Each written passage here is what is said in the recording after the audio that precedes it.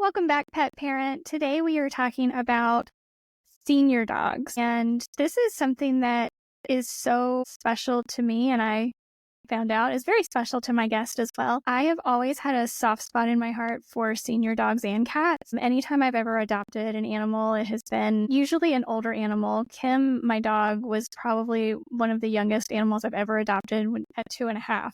I'm just such a sucker for the seniors. I hate so much the idea of a senior animal, any animal, but like especially a senior animal being in a shelter or a foster home where like it's like this transition period for them, and that should not be the case, especially for an animal that's coming up on the end of their life. And there's so much that we can do. I think so much of what we can do for our seniors is something that are things that we probably should be doing throughout their life, but it just becomes so much more apparent as they reach their senior years. So without too much further ado, my guest today is Zyer with EarthBuddy Pet. He's definitely been on the show before, so I'm sure you're going to recognize his voice. But Sean, thank you so much for being back with us and for agreeing to talk about senior dogs today. Thank you for having me, and amen to what you said. I agree with all of it. Yeah, I don't know what it is. Like, I love puppies. I love kittens. They're amazing. They're wonderful. They're adorable. I want to be surrounded by them all the time. But it's the senior animals that like really, really have my heart. Maybe there's something in me that's like, I don't want to be alone when I'm old, so I don't want them to be feral. I don't know. But I also realized as I was preparing for today's episode that more than half of my clients are senior animals, like 10 and up. In fact, a couple of dogs that I just recently onboarded are like 14, 16, like they're older, and they have so many issues. And of course, I can't help but think, and I don't convey this because I never want anybody to feel bad about decisions they made in the past. When you don't know, you don't know. But like, I always think like, man, we could have intervened so much earlier in this animal's life, right? So this talk really isn't just about like only if you have a senior animal. There's so many things we can do preparing our dog to live a very healthy, comfortable life in their senior years. But then also once they get to their senior years, there are some things that we can do in addition to kind of help them out a little bit. So where does your love of senior animals come from? Oh gosh, it's very broad, and it's very close to my heart. And so before I can kind of tell you the backstory, I think adopting a senior dog is one of the most noble, but also one of the most challenging things you can do as a pet parent. And I think people that have the right circumstance and the right attitude and the right, kind of setup for a senior animal, it's by far one of the most rewarding and noble things you can do as a pet parent. That kind of leads me to like where my love of senior dogs has always been a challenge for me, because in starting EarthBuddy in 2016, I saw so many older pets and pet parents kind of in a couple different situations where they're throwing up their hands. They've tried everything, medically,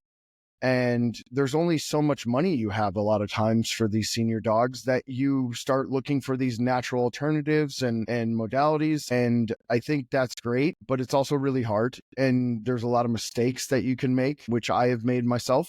And then the other side is like really just having a dog that I started the company for in Kiva. And I talk about Kiva on every interview and every podcast I could possibly do, because she is such a model for how well they'll teach us. And, of course, I love talking about products and stuff, but, they teach us about patience. They teach us about being kind to others, and just having that ability to, work with someone who isn't quite what they used to be. And they're such individuals. And a lot of times things arise as they age. And what I say all the time, kind of just from a giving them product standpoint is they age much faster than us. And they go through a lot of the same issues that we do, whether it's cognitive decline or joint issues or, trauma that, we've been holding in for so long. Dogs, especially, and cats, especially, are so stoic. They can hold things in for so long. And then all of a sudden they're stressed about little things and reactive to certain things as they get old. So there's so much we can talk about when it comes to senior dogs. Specifically, my love for senior dogs, though, I like to start with Kiva because she was a drug-resistant epileptic dog that was, I adopted her from a family member at 13, and she was on really high doses of phenobarbital, and it wasn't controlling her cluster seizures, and she wasn't eating also because of that. And she was pretty emaciated. And, unfortunately, the parents that I got her from, there wasn't nothing against them, but they just didn't know any better. And they were feeding her like gas station kibble. And it just, the quality of life situation and me bringing her in was really about just, hey, I'm in the pet industry. I've worked for pet foods. I can at least give her some good food. And I know some people in the cannabis industry, and maybe we can try that out and see if it just gives her some comfort. And, what we found was we can make a really good treat and that she'll actually eat it. And then that actually stimulated her appetite further to eat more good foods. And the whole process of managing her issues with that allowed us to keep her around another year and a half. And through that process, holy cow, you want to throw the kitchen sink at these older dogs when they really start going downhill. And, if I could say anything today, almost 10 years later, going into EarthBuddy, is go slow with these old dogs. They are slow in these old pets, and don't feel like just because they're old, you have to do all the things. You have to do all the medicine, all the supplements, all the different foods. I think it's important to note that just going slow and really trying to see what works one thing at a time and not trying to just throw the kitchen sink at them, I think is the best way to kind of handle these older dogs. But I am such a big fan of people adopting older dogs. I think they're the least adopted, or older dogs and cats. I don't want to limit the cats. I think cats and dogs that are in their senior ages are like the least adopted pets.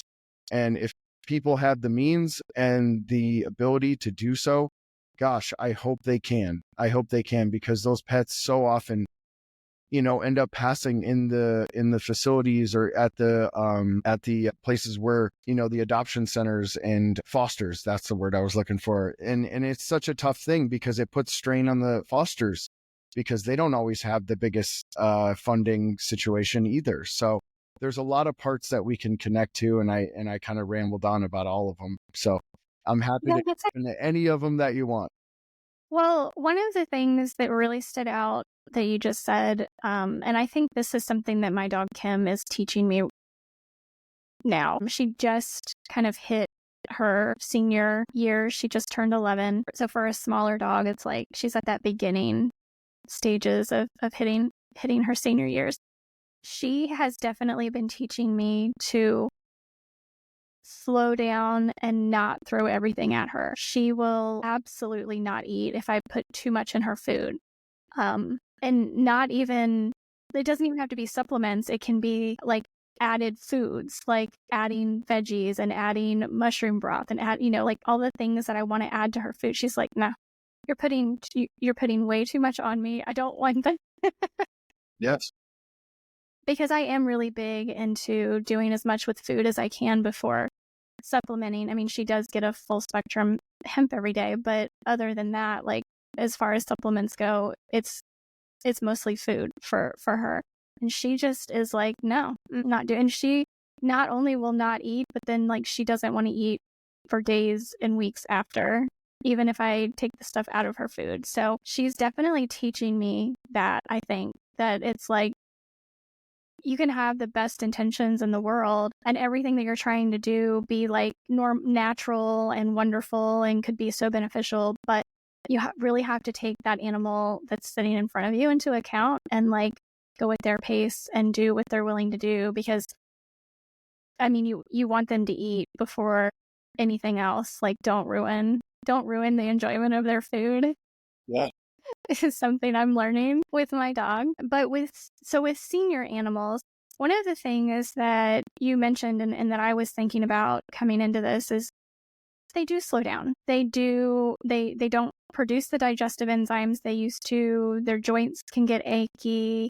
They can have that change in cognitive abilities. There's a lot that could be going on in a normal, average, healthy. There wasn't anything else going on. There are no other like disease processes that we're concerned about, but just in the normal process of aging. And then we can add all of these like chronic illnesses on top of that, that of course we know sadly the majority of dogs and cats are suffering with. So what are some of the things that you like to do to maybe prepare going into the senior years? Okay, so yeah, I kind of had a hunch that you were going to ask me something along these lines. And one of the main things that I've learned, not only from my own pets, but just so many of our colleagues in the veterinary world, is number one, first and foremost, is keeping their weight down.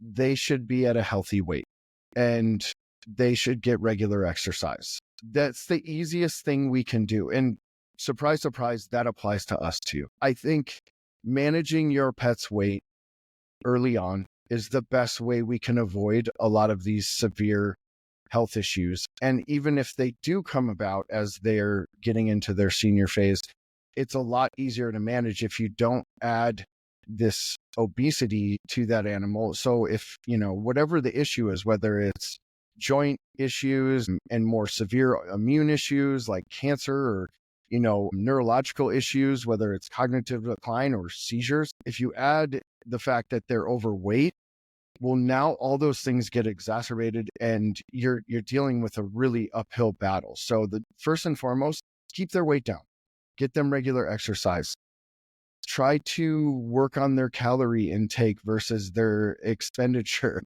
And these are all basic things that we all know, but we don't realize. And one thing I just want to point out is, one thing I notice with dogs that I've had for the majority of their life, I adopt all my dogs too, is that they're still young and they're still puppies until they aren't. And then all of a sudden it's like one day, my gosh, you got old. And we forget that they are aging, but they're so, especially if we kept them healthy, like, my other dog that I had simultaneously with Kiva, his name was Tito. He was 12 when we found a lump on his thyroid. And from the time I found that lump and from the time it was diagnosed as cancerous, God, he aged so fast, like within like 6 months. And just everything kind of really went towards the bad side. And it was devastating. And, he was a relatively healthy dog. I kept his weight really good. But for whatever reason, just like us, it's like sometimes pets get the lumps and bumps and we find these cancers. And I think it's important to, at minimum, start with the weight. Some other things too is I think it's really, I'm not even talking about product yet. We'll get to products, but I think these are like really easy things that I wish I would have done with prior dogs and pets in general that would have been so much easier on my saying goodbye portion of their lives that just really like still irk me today about myself.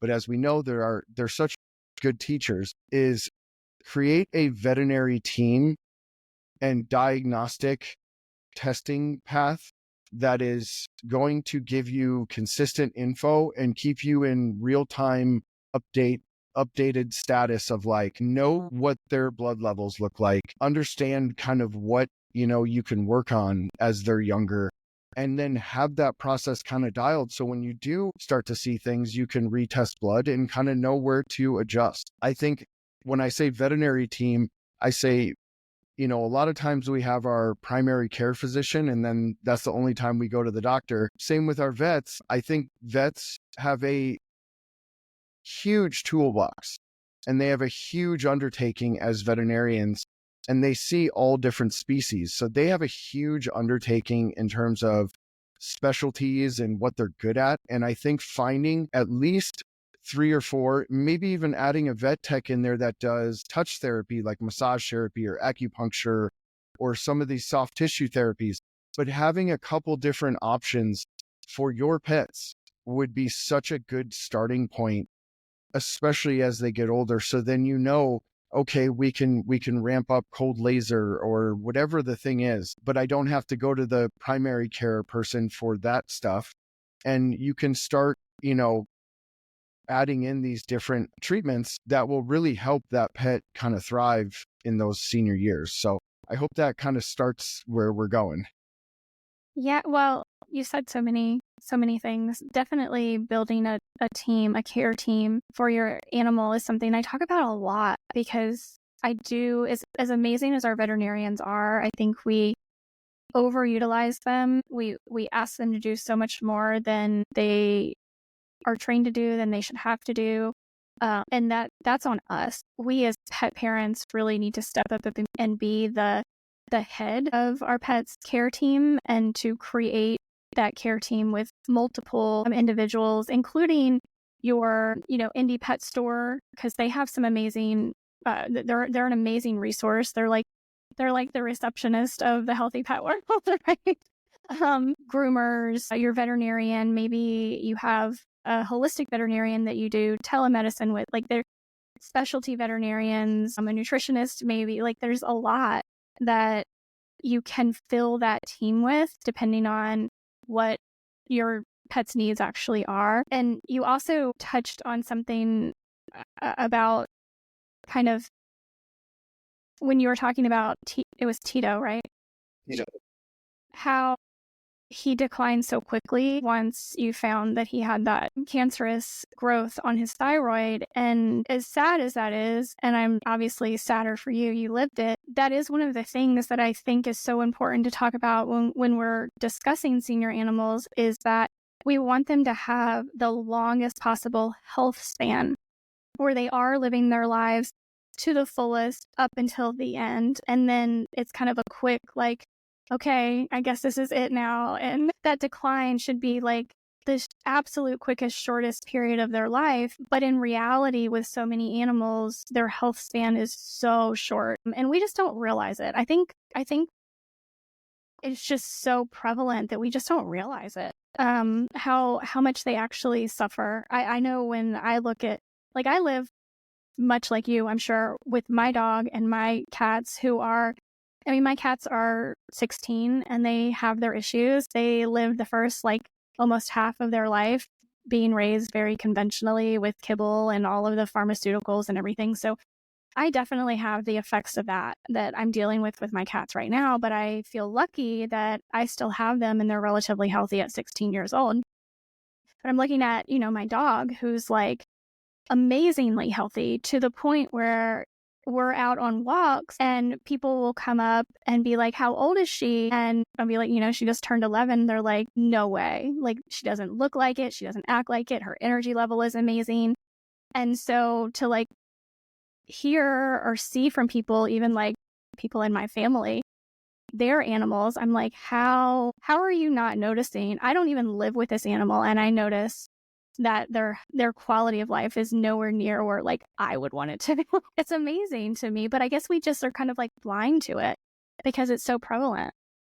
I think to that point, I think another thing just from my standpoint is I think, regular blood testing is baseline. That's like a given.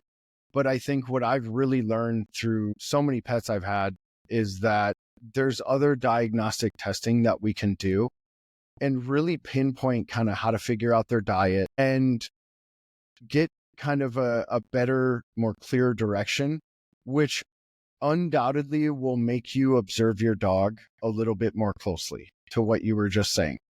I think a lot of times, like with Tito, I mean, he, again, my background is in pet food. So I worked for major pet food companies and I fed him pet food, and his digestion, his coat, everything was always good. So I didn't have any issue with it until I did. So, I just assumed he was healthy. His poop was always good. His coat looked great. His teeth were relatively good, but I didn't do enough testing. and I didn't really look under the hood to see what was going on enough that I may have missed something in the years leading up to finding that lump.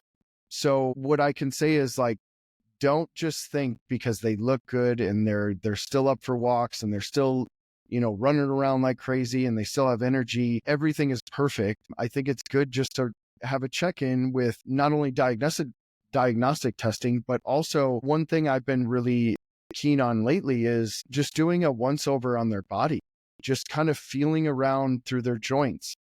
You can, especially if you have a well-behaved dog and there's not any issues with you touching them, especially as their owner, you can manipulate their joints and kind of make sure they have full range of motion. I think feeling under, their legs and kind of around the joint capsules and stuff like that, and kind of giving them like a free massage for that, and they'll love it, I think is really good, because sometimes you might poke at something like, ooh, they didn't like that. Why don't they like that?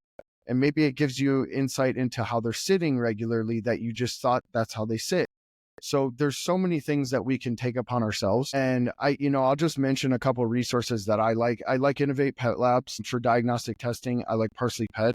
I'm actually going to go through that here like in the next few weeks with their testing for my current dog. But these are all things that I'm now taking the reins and going, hey, my vet is great. My veterinary team is great. I have a nutritionist. I have touch therapy that I can work with, and then I'm going to start learning from one of the vet techs. But that's all pretty expensive.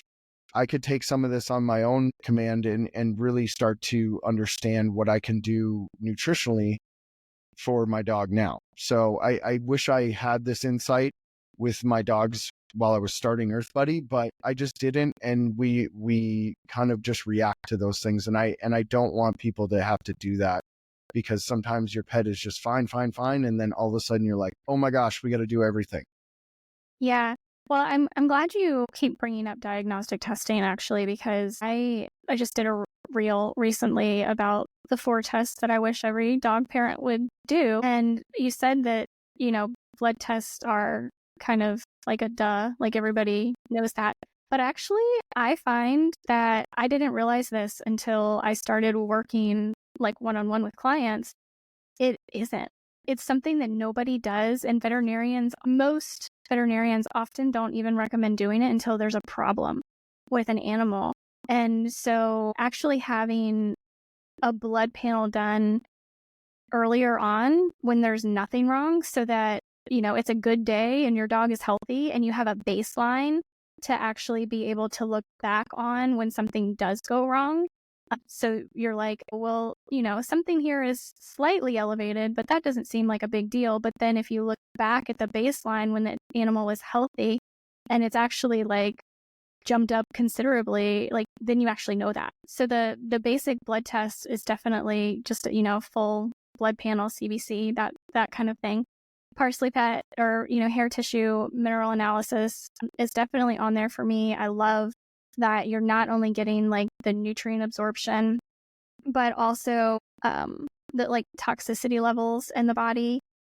I think that's probably one of the most valuable things I think we can do. Of course, I love Innovative Pet Lab, microbiome testing, and omega-3 testing. So many of our dogs' diets, our cats' diets, our diets, we are deficient in omega-3s. And sadly, like it's not even easy to get a good quality omega-3. You really have to do your research on that.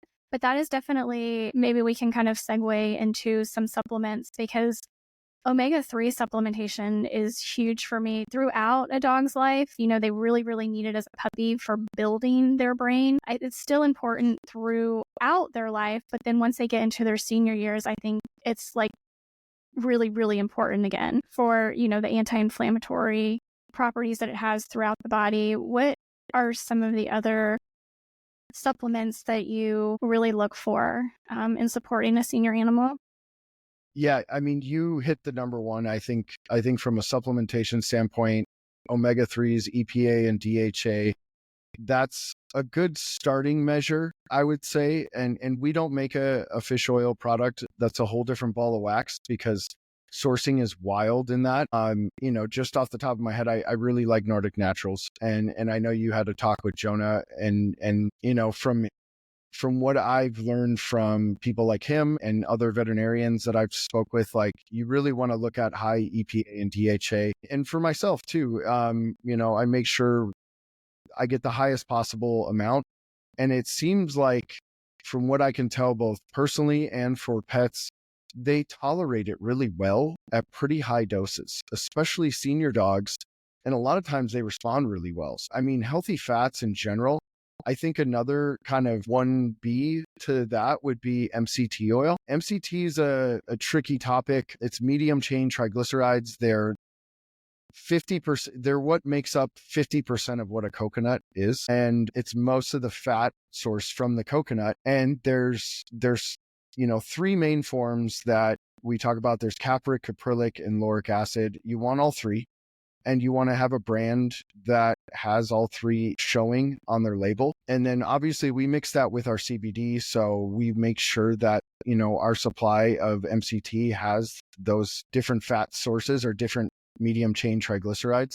And, both fish oil and MCT both have tons of good study data on improving cognitive function, keeping lean muscle mass and weight down.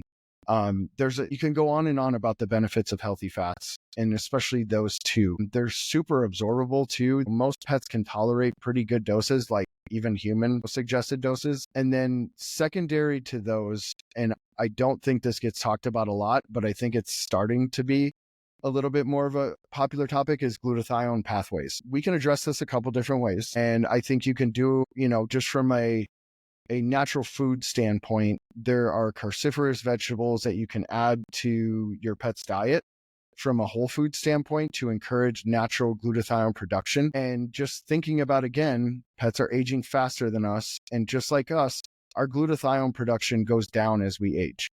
And so what glutathione is it's the master antioxidant that our bodies make. It's found in every cell in our body, and it is the detoxification or antioxidant that is responsible for kind of removing these toxins from our body.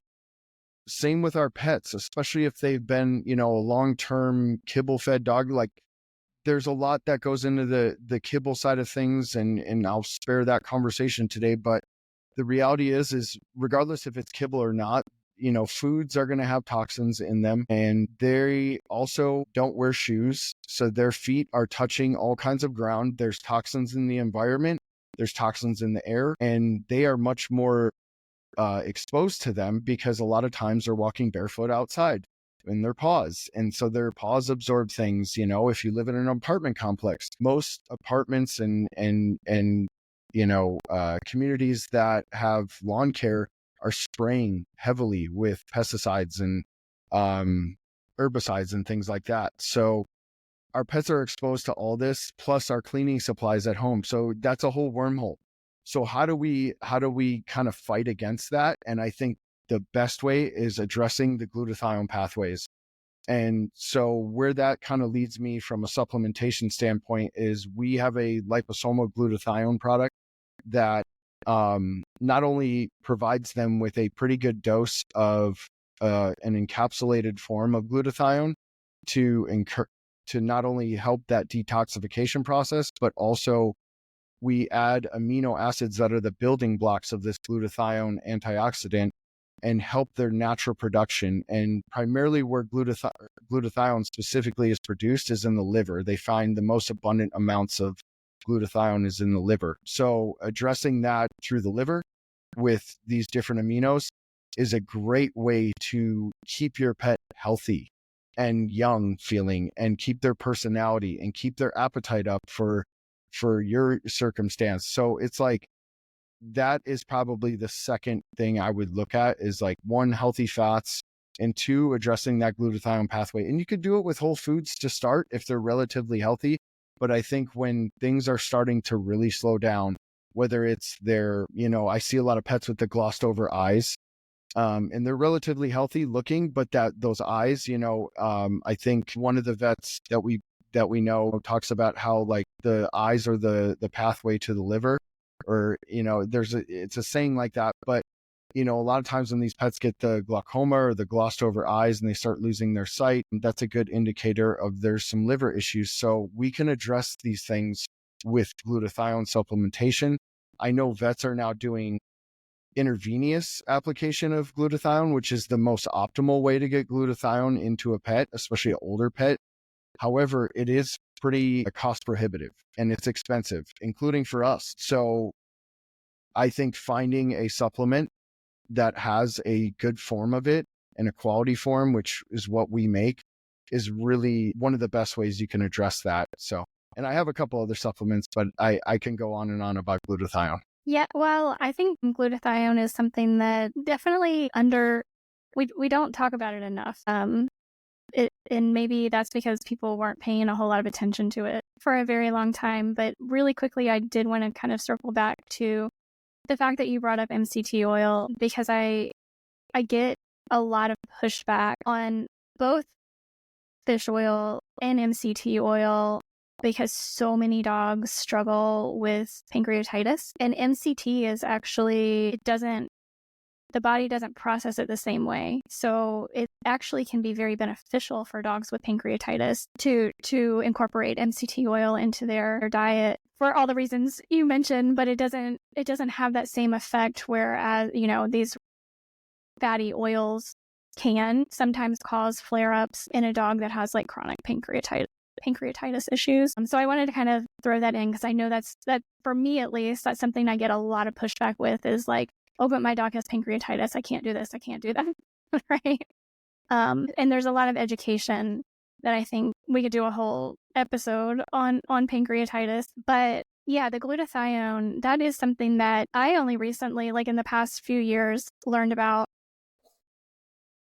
And I did mostly learn about it for supporting the liver. Like you said, that's where we find the like abundance of it in our bodies. So that's something that you definitely want to look at for supporting senior dogs. What are some of the other supplements? You said you had a couple other ones. Yeah, I think when we look at older pets, there's kind of a couple of different ways when we talk about cannabis. One, I think what I said in the beginning was a lot of times our pets are so stoic their whole life that they might not have been reactive to something.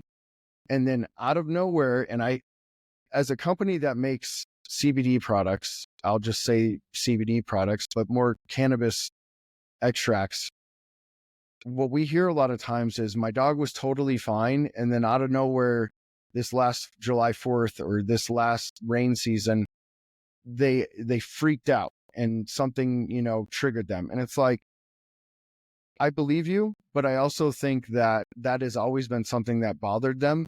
They're just so stoic at hiding it. And it's so important, again, to kind of be more observant of our pets, especially when they're young, because sometimes they just show that stress a little bit differently.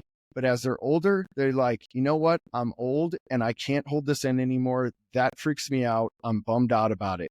So I think just a really good full spectrum CBD for those dogs that all of a sudden do have, more visible triggers or reactivity to loud noises or big booms, or the doorbell for that matter, or weird relatives coming over for the holidays. I think it's really important to consider a full spectrum CBD. I think also just the added benefit of, with us adding the MCTs in there, one, as a carrier oil, but two, it's also just a healthy fat, and CBD and cannabis pairs well with fat in terms of absorbing and staying in the bloodstream longer. I think they pair really well together, and that keeps the brain healthy too. So healthy fats just take all the benefits of what cannabis and CBD does. I think those healthy fats are going to help, add more fat to their diet that could be healthy. And then on the pancreatitis side, one thing when we hear this is like, of all the things that are going to trigger the pancreatitis, if they keep going into it, it's least likely going to be a cannabis product, because ideally most of our products, you're only doing at most per dosage about a milliliter of oil. And there's not enough, volume to really see how that could trigger a pet back into an issue.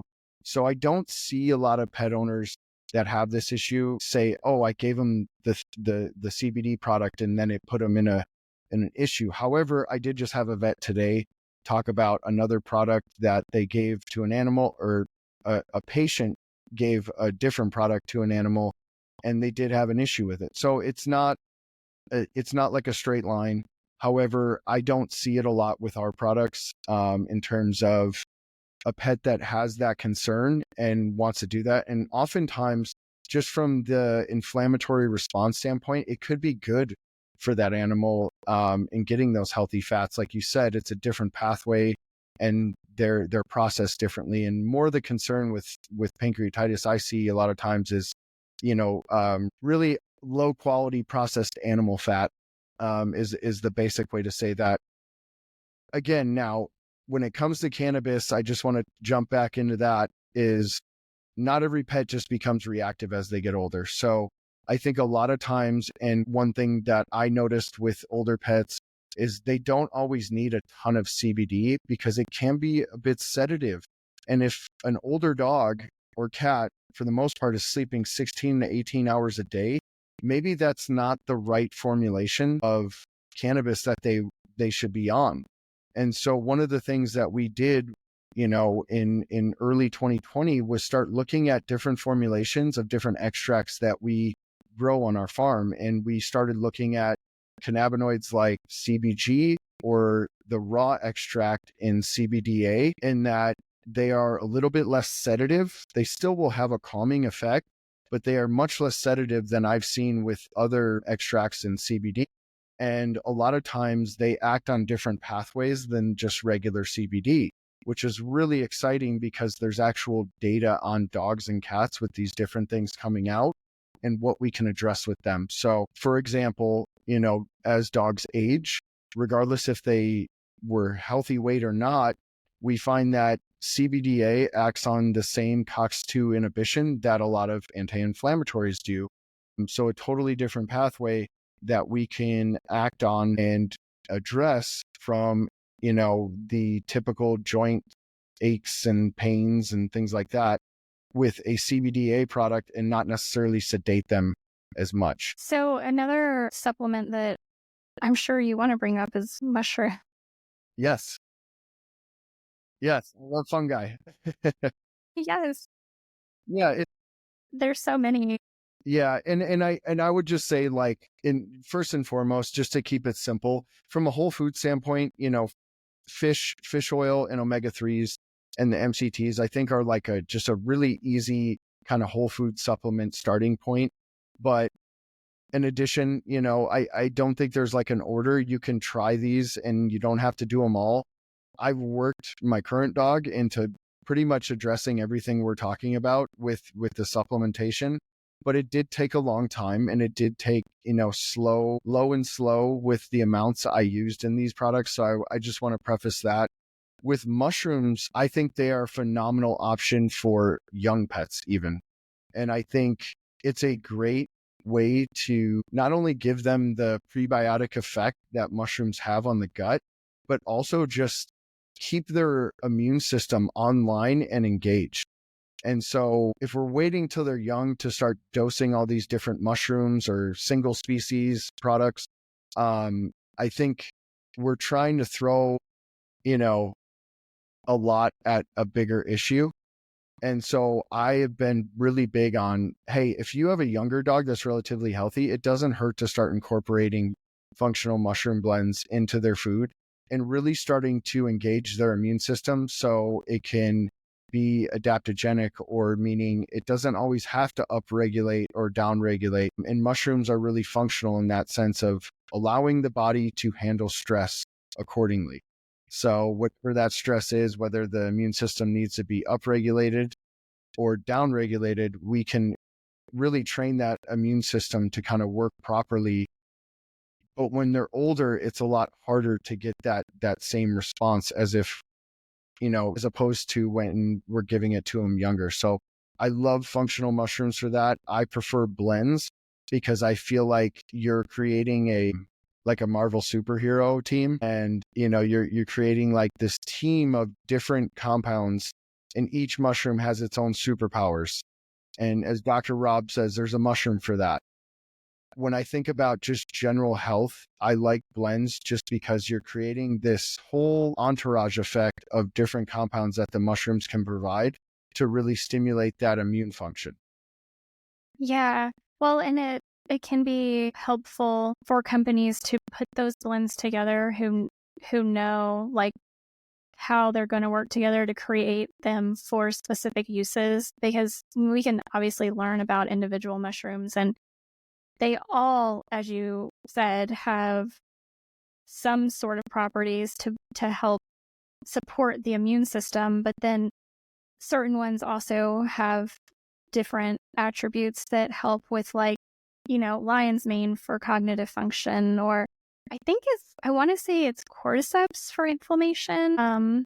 You know better than me. Well, I mean, so when it comes to mushrooms, is like there's some that are more studied for certain things. Mhm. However, let's take beta glucans because those are the main things that good mushroom companies usually measure. And so, like, we third-party lab test our mushrooms for beta glucans because we want to show you that they're actually in there. Because from an immune function standpoint, if a pet has lumps, bumps, and there's a concern with possibly immune deficiency like cancer and things like that, beta glucans have shown to kind of improve that immune function, or at least tolerate the traditional treatments that they would go to for like chemotherapy and things like that. However, there's other minor compounds that most companies are not testing for. And if they do, they're not sharing those. So it's hard to tell what a good product is. We have, as of recently, started testing for these. But just to kind of touch on, for superpowers, is like the beta glucan measure is how we, just first and foremost measure what a good mushroom extract looks like. What we found is that cordyceps, because you mentioned it, actually has the highest amount of beta glucans of the species that we're growing. So, when we look at kind of the levels that we want to achieve for a product, we find that, we can probably increase the amount of cordyceps to increase the amount of beta glucans that we use in our blend. So little things like that are very in the weeds, I guess. But the reality is like we've looked at every single mushroom that we incorporate, but we don't just leave it to beta glucans. We like to speak beyond beta glucans because yes, they have a lot of the data on cancer and research. But if you start getting into these other minor compounds and things like terpenoids, or, in cannabis, we call them terpenes, but in mushrooms, we call them terpenoids.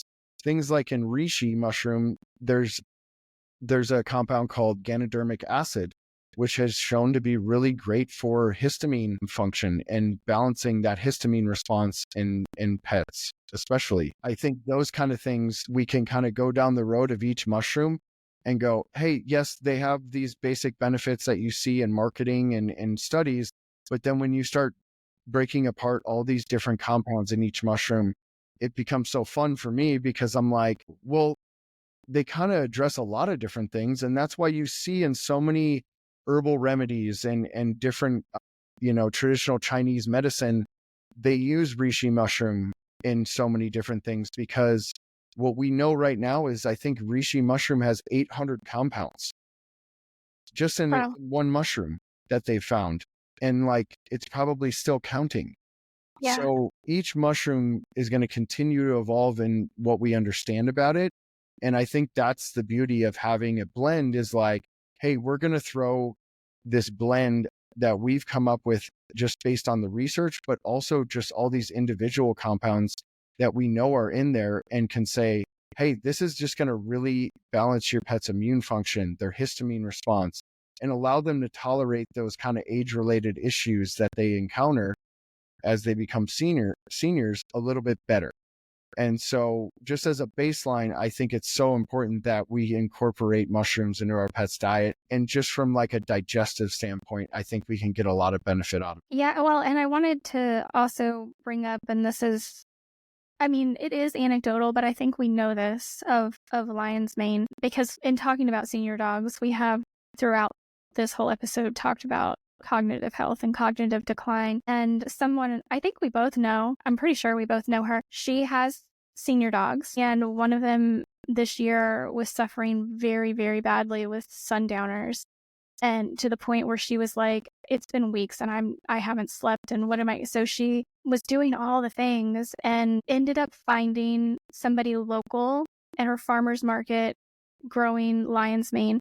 And she has been making a lion's mane tea and then taking the actual mushroom and incorporating that into the diet. So she's doing the tea and then using them as a functional food as well, and has seen huge improvements in the sundowners. So the cognitive benefits of something like a lion's mane I just think is especially important for our senior dog.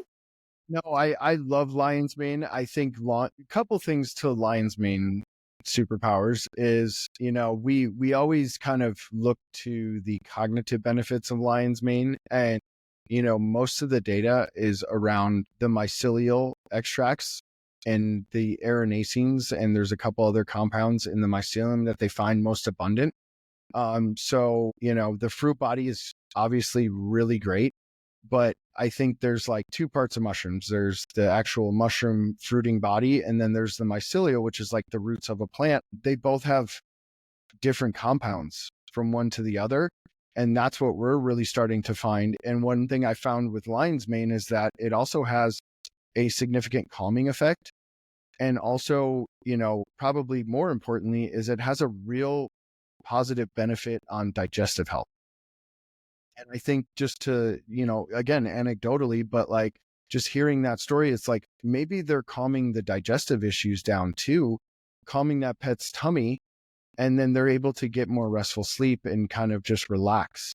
Yeah. So I think, that's great. And I like, experimenting with single species. I'm just more of like a dosage person, and I want to know like exactly how much of the stuff I'm getting.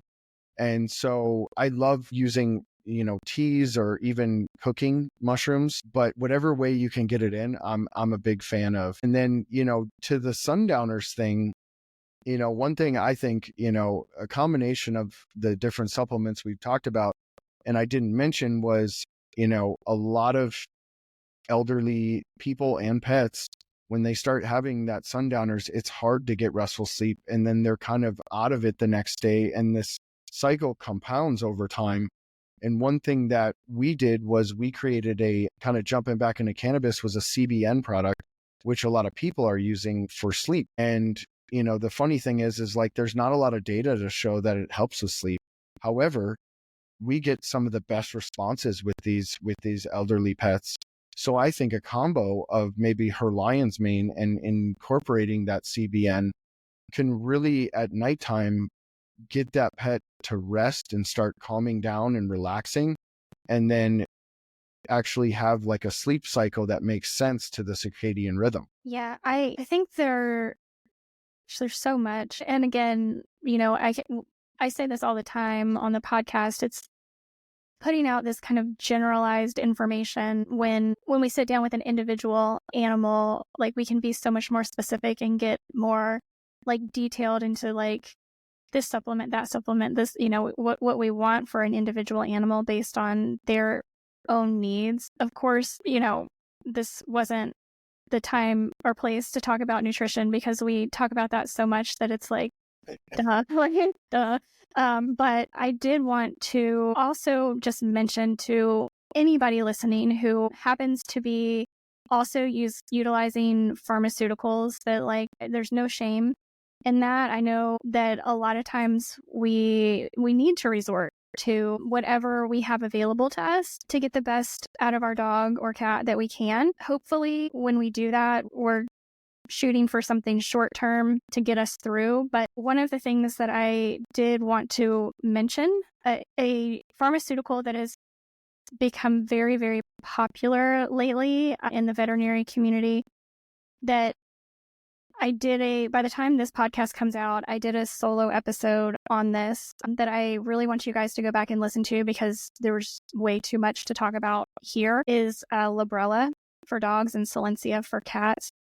And it is specifically designed I think most often is being used in senior animals because it's being marketed for arthritis and joint pain and arthritic pain. And there's so much more that Sean has already talked about that we can be doing to support our pets through whatever issues they're having with that kind of joint pain or arthritis creeping up, that the negative effects that we're seeing in dogs and cats that are getting Librela and Silencia are so dramatic that more often than not, it actually leads to, early euthanasia because it's so bad. And that's never, like, I feel myself tearing up because that's never something that we want to see in an animal when it could have been prevented. And very sadly, so many veterinarians just don't make the connection because they're being told by their pharmaceutical reps that they're promising that this drug has absolutely no side effects. And that's just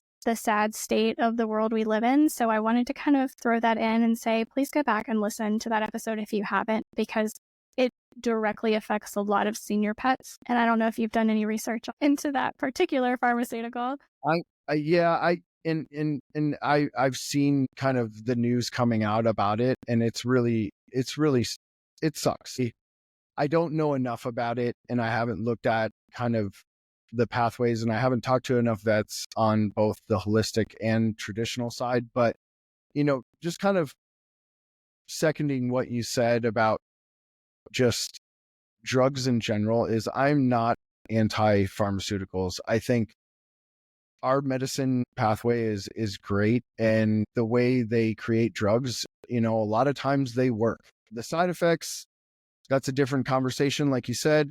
But one thing I will say is, another common thing is I see with allergies specifically, I see Cytopoint and Apoquel being prescribed pretty regularly. Now, I know that there are some side effects and there's some horrendous stories out there when you Google it. However, if you have a pet that's hurting themselves, like literally mutilating themselves, scratching to death, ripping skin off, that kind of thing, I understand why pet parents make those decisions. However, what I'll say is cannabis and mushrooms are super pharmacodynamic is what I call them. And one thing I really like about mushrooms specifically with an allergy pet is if you are taking an immunosuppressant, having a pet that's on a mushroom product may help encourage your immune system to stay online a little bit better, because so often we see them have to go or resort to these drugs and their immune system just basically shuts off, leaving them exposed to all kinds of different issues. So sometimes incorporating both these natural alternatives with some of these pharmaceuticals might be the best case and might allow them to maybe wean off that pharmaceutical long term.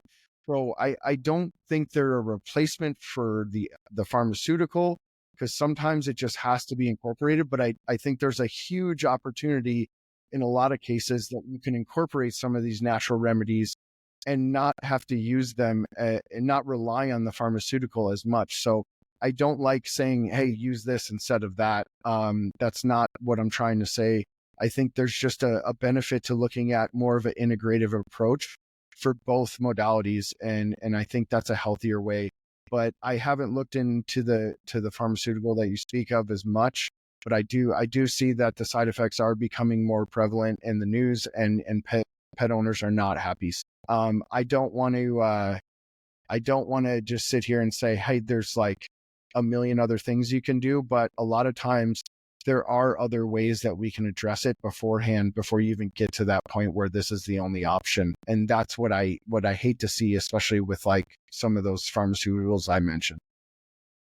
Yeah, well, most of my clients have been on Apoquel and or Cytopoint, and I totally agree. I tell every single one of them that if you need to use it short term, then that's what we need to do. The goal is not to use it long term, because I have a meeting with a new client scheduled in just a couple of days, and both of her dogs have been on Apoquel for most of their lives, and now they both have cancer, different cancers. And it's devastating because it could have been prevented, but we have to, when we use pharmaceuticals, to cover up and mask the symptoms, we also at the same time have to address the root cause of why those symptoms were happening in the first place.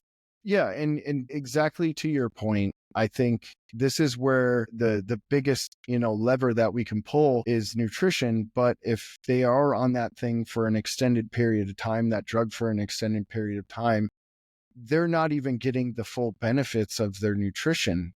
And even it's the best food ever and it's the perfect diet for them, this is where supplements might be a good option to kind of incorporate that might kind of push them over the hump of maybe absorbing nutrients better or keeping their immune system online a little bit better. So I think this is the one case where I'm like, hey, that is like a great opportunity to incorporate a supplement that might actually help that pharmaceutical or that pet owner not rely on that pharmaceutical as much, or ultimately be able to wean off eventually. Okay. Because Yeah. living on a pharmaceutical just to be alive is not optimal.